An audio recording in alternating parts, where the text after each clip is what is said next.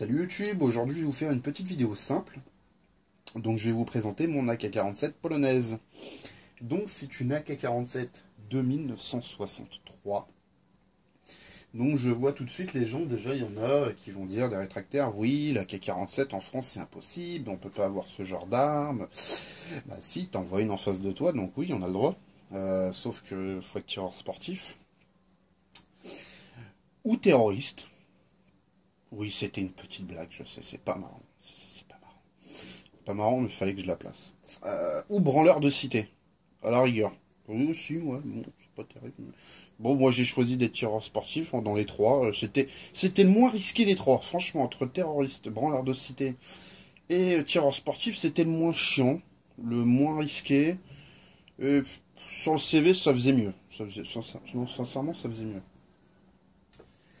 Alors désolé, dans la vidéo il y a des avions qui vont passer. J'ai toujours pas trouvé un. Alors j'ai réussi à me débarrasser des enfants. Non, je vous jure, je les ai pas tués. Ou alors c'est pas moi. Mais non, c'est une espèce protégée, on n'a pas le droit, vous êtes fous. Hein. Mais par contre, non, par contre pour les avions qui passent au-dessus de chez moi, il y a l'aéroport à 2 bornes d'ici, je peux vraiment rien faire. Ah, ça, et quand vous habitez Paris, t'as pas le choix. J'étais obligé de faire avec ça. Bon. Il y en a qui ont pire que les avions, on va pas se plaindre. Hein. On va pas jeter. Hein. Donc, c'est une arme russe à la base. Donc, c'était ma minute d'humour noir. Donc, c'est une arme russe à la base. Donc, la Pologne a adopté en fait la K-47 en 1960. C'est une arme en semi-automatique, forcément. Si elle en full, elle rentre pas en France. Ça là, elle est bridée. Au niveau du sélecteur, il y a une petite goupille en fait ici qui l'empêche de passer en full automatique. Donc, c'est pour ça qu'on a le droit de l'avoir en France. Donc, c'est un modèle de 63, tout au même numéro. Elle est intégralement au même numéro. Elle est en excellent état. Elle vient de chez l'armurerie Auxerre. Donc, il n'y a pas longtemps, ils l'ont augmenté. Bon, de toute façon, je crois que si je raconte pas de bêtises, c'est moi qui ai acheté la dernière. Parce que je sais que quand j'avais acheté la mienne, 2-3 jours après, sur leur site, en fait, il y avait marqué rupture de stock. Désolé les gars. Donc, c'est une arme semi. Au niveau du poids, on est sur un poids là, chargé, complet, graillé, avec 30 cartouches. On est sur un poids de 4,9 kg. À vide, on est sur un poids de 4 kg. 4 kg à vide, sans chargeur. Donc là, on a une arme de longueur de 87 cm, sans le frein de bouche. Avec le frein de bouche, vous rajoutez 2 cm à peu près, donc 89. Nous avons un canon de 41 cm. Donc c'est standard, hein, ça là-dessus, il n'y a pas de problème. Il y a un frein de bouche que j'ai rajouté, sinon d'origine vous allez avoir soit une bague en acier ou alors comment ils appellent ça, une bague biseautée. Vous pouvez mettre n'importe quel type de frein de bouche fait pour AK-47. Le pas de vis est inversé, je tiens à le signaler. Vous pouvez monter un silencieux, sauf que je vois pas l'intérêt en tant que tireur sportif de foutre un silencieux, à part si vous vous déguisez en buisson avec votre ghillie, que vous allez au stand de tir à 100 mètres, vous vous couchez sur le pas de tir pour pas que la cible vous voit à 100 mètres à la rigueur, bon. Sinon, je vois pas trop l'intérêt. Bon, après, il y a ceux qui vont me dire, ouais, mais en cas de guerre, ouais, en cas de guerre, bon. J'ai regardé BFM tout à l'heure, ils ont pas parlé qu'il y avait une guerre demain, donc non, ça va pour l'instant. Attention, je dis pas que c'est les mieux placés, mais bon. Bon, sinon, je pense qu'on sera au courant, les médias nous mentent pas quand même. Bon, si, quand même. Il y a plusieurs variantes. Donc là, la portée pratique, en fait, c'est entre, pour moi le 7,62 par 39 a une portée pratique entre 0 et 200 mètres. Voilà. Après, vous allez avoir les variantes. Donc, vous allez avoir des modèles plus compacts, plus longs. Alors, vous avez la KSU, la KM, la K74, il y a un paquet. Après, vous avez tout ce qui est les Astava et tout. Vous avez vraiment un large choix dans la gamme AK. Alors, ce ne sont pas des AK, attention. Mais c'est kiff-kiff. Il y en a, par contre, ça va être des fabrications actuelles. Donc forcément, il y en a qui vont être plus propres que d'autres. Ça, c'est pareil, il ne faut pas hésiter à regarder l'état de l'arme quand vous l'avez acheté. Moi, personnellement, il y avait quelques petites traces d'usure sur la mienne quand je l'ai eue. Je l'ai refaite entièrement. Bah, c'est vrai qu'elle est propre. Pour 1963, c'est vrai que la vieille, elle est propre quand même. Donc dessus, déjà, on va parler du calibre. Donc c'est un calibre russe, donc c'est le 7,62 par 39. À quoi ressemble la cartouche? Elle ressemble à ça. Alors, je vais essayer de faire une mise au point, c'est pareil, c'est... Voilà. 7,62 par 39. Voilà. Donc avec une ogive de 123 grains. C'est une munition que moi j'utilise, donc la munition Toulamo, donc qui utilise des amorces non corrosives. C'est de la munition actuelle, de fabrication, de manufacturée actuelle. Vous allez aussi pouvoir acheter de la munition de surplus. Le problème de la munition de surplus, j'avais fait une vidéo en fait sur la munition de surplus militaire. En fait, le seul problème, c'est toutes les munitions qui viennent de l'Est ont des amorces corrosives. Par exemple, la Mosin Nagant en 7,62 par 54. Vous allez avoir de la munition tchèque, de la munition russe, de la munition chinoise, mais à amorce corrosif. Donc, qui fait que va falloir être plus minutieux dans l'entretien. Comparé à ces munitions-là, que vous allez nettoyer simplement à coup de WD-40. C'est tout. Moi, j'ai choisi la facilité. Au niveau du prix, moi, l'année dernière, j'en avais acheté 2000. Parce que j'ai deux armes dans le même calibre. Donc, parce que sinon, c'est 1000 armes par calibre et par an. Les 500 cartouches, je les payais 125 €. 125 € les 500 cartouches. Tout à l'heure, j'ai regardé comme ça, j'ai tapé prix 7,62 par 39. J'ai vu que ça augmentait. Ça a augmenté. Merci le gouvernement. Bah, forcément, ils se sont pris la tête avec le capitaine Poutine et compagnie.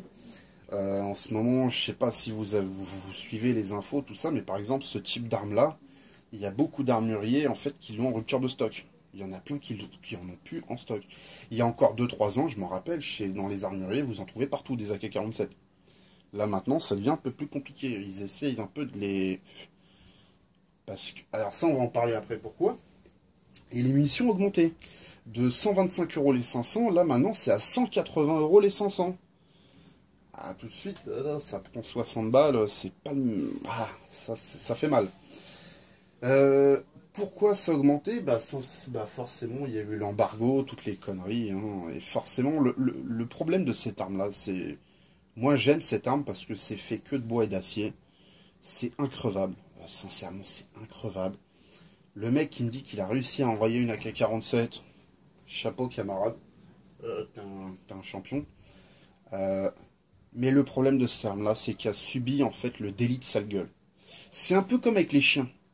Vous avez pas vu, dès que vous parlez avec des gens, vous parlez de pitbull, de staff, de rottweiler, les gens ils vous disent ouais, ces chiens-là c'est dangereux, c'est des chiens de combat. Mais désolé, mais il faut arrêter les conneries, mais faut... Hey, j'avais 3 staffs, j'avais 3 American staff. C'était des grosses peluches, des gros nounours, c'était des amours, des gros nounours. Ce sont des chiens adorables. À l'heure actuelle, j'ai un bull terrier.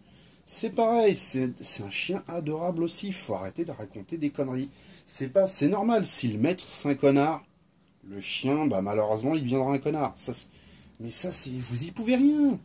Là, c'est pareil. Dans les infos, pour un journaliste, un Glock, c'est une AK, un AR-15, c'est une AK, un BM, c'est une AK, un ordinateur, c'est une AK.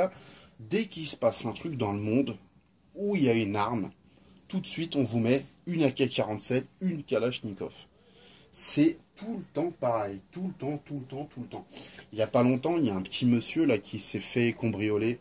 Même, il a mis un coup de couteau au mec, il a sorti un M16 chez lui. Le petit vieux, il avait 63 balais, il y a 3 mecs qui sont venus l'agresser. Papy s'est pas laissé faire. Le mec, il avait un M16. Enfin, c'est ce qu'ils ont dit. Ou alors un AR-15 en semi-auto, c'était peut-être un tireur sportif, j'en sais rien. Je vais pas juger le mec, je le connais pas. Et ben qu'est-ce qu'ils ont fait les journaleux? Forcément, désolé les journalistes si vous regardez ma vidéo, mais vous n'êtes pas des malins. Et ben ils ont mis la photo d'une AK-47. Ah bah ouais, alors ça n'a rien à voir, excusez-moi, ça n'a rien à voir. Mais c'est le problème de cette arme-là, c'est qu'elle a subi le délit de sale gueule. Pourquoi? Parce que les terroristes, ils utilisent ça. Les branleurs de cité, ils utilisent ça. Et malheureusement, c'est ça qui nuit à l'image de cette arme-là. Parce que c'est une très bonne arme. Franchement, c'est une très très bonne arme. Mais a subi le délit de sale gueule à cause des connards. Excusez-moi d'être violent ou d'être vulgaire. Mais a subi le délit de sale gueule comme certaines races de chiens ou autres. C'est le problème. C'est vraiment son problème. Parce que sinon, à part ça, c'est vraiment dommage, quoi. Bon, bref, c'est con. On fera pas le monde, hein, ces abrutis, il y en a partout. Donc dessus, moi, qu'est-ce que j'ai fait? Donc déjà, j'ai refait le bois complètement. Ah, c'est une peau de bébé.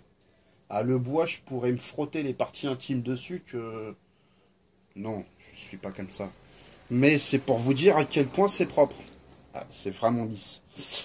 J'ai refait entièrement le boîtier. Donc ponçage et peinture à la Duracoat. Qu'est-ce que j'ai fait? J'ai rajouté un frein de bouche. Donc ça diminue pas forcément le recul. Moi je l'ai surtout mis pour un côté esthétique. Voilà, c'est vraiment pour un côté esthétique que je l'ai mis. Je sais plus comment je l'ai payé exactement. Sincèrement je pouvais pas vous dire. Je crois que c'était 40 ou 45 euros, quelque chose comme ça. Alors ça fait un peu plus de bruit. Ça fait du blast sur les côtés. Ça fait des petites flammes. C'est joli, c'est mignon. Mais voilà, c'est pas, on va pas dire qu'attention, ça va réduire le... C'est pas du gros calibre. Là, on n'est pas sur du 300 Winchmag ou du 338 la poids où vous allez mettre un frein de bouche et ça peut vous réduire de 50% de recul. Sur ce arme-là, souvent les gens qui mettent un frein de bouche, en fait, sur ce type d'arme, c'est vraiment... Il y en a, c'est pour l'esthétique, mais c'est vraiment pour du tir rapide, pour vraiment remettre l'arme en batterie plus facilement. Voilà. Mais niveau recul, le mec qui me dit que le 762 par 39 ça recule, bref, il n'a pas dû essayer grand chose dans sa vie. Au niveau des chargeurs, donc là, on a un chargeur 30 coups en acier, tout ce qui est de plus standard, c'est le top. On a le chargeur transparent, donc celui-là il est graillé. Chargeur transparent, 30 coups. Marque, c'est une marque Bata, je sais pas du tout. On me l'a donné. Vous voyez, les gens ils sont gentils avec moi. Et donc là, nous avons le chargeur Magpul en polymère. Donc pareil, chargeur 30 coups. Celui-là, je sais plus, je crois qu'il vient de chez la bourse. Voilà. Dessus, j'ai rajouté un montage optique. Donc en fait, on retire la hausse. Et en fait, il vient vraiment prendre la place de la hausse à ce niveau-là. Il vient vraiment prendre la place de la hausse et se fixer en plus par 4 vis, 2 de chaque côté. Vous mettez un coup de lock-tit là-dessus, ça ne bougera plus. Là, petit coup de Dremel propre pour pouvoir sortir l'empreinte de gaz. Jusque là, nickel. Et j'ai mis un petit point rouge parce que, je sais pas, 200 mètres, je trouve ça sympa. Donc c'est un Bushnell TRS 25, donc un modèle très très connu. Je l'ai payé 110 €, frais de port inclus, aux États-Unis. Donc si ça vous intéresse, vous allez sur Optical Planet. Moi je l'avais acheté en promo, je crois qu'il a même baissé encore. Je crois qu'il est descendu à 68 $, 78 $, je crois même. Allez faire un tour, et il livre en France, hein, pas tout, mais sachez qu'il livre. Et nickel, 110 € avec les frais de port, reçus en une dizaine de jours, rien à dire.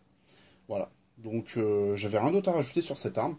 Je ferai bientôt une vidéo complète, démontage, remontage d'une AK-47, donc on verra tout, où je démonterai l'arme entièrement pièce par pièce et on fera un remontage.